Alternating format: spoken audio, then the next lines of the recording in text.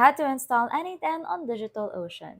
In this video, I'll show you how to install N8N on DigitalOcean to streamline your automation process. Begin by creating a new droplet on DigitalOcean using the Ubuntu 20.04 LTS image.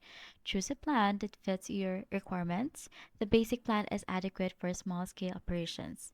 Set up authentication either with SSH keys or a password and launch the droplet.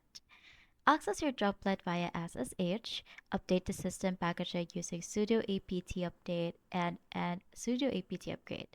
Install Node.js and npm, then install N8N globally with the npm install N8N-G. To ensure N8N runs continuously, utilize PM2 by installing it with the npm install PM2 and starting N8N using PM2 start N8N. For secure and user-friendly access, configure a reverse proxy with Nginx and obtain SSL certificates through Let's Encrypt. This setup allows you to access N8N via a custom domain over HTTPS. DigitalOcean also offers a marketplace where you can find a pre-configured N8N images, simplifying the installation process. And that's how you install N8N on DigitalOcean.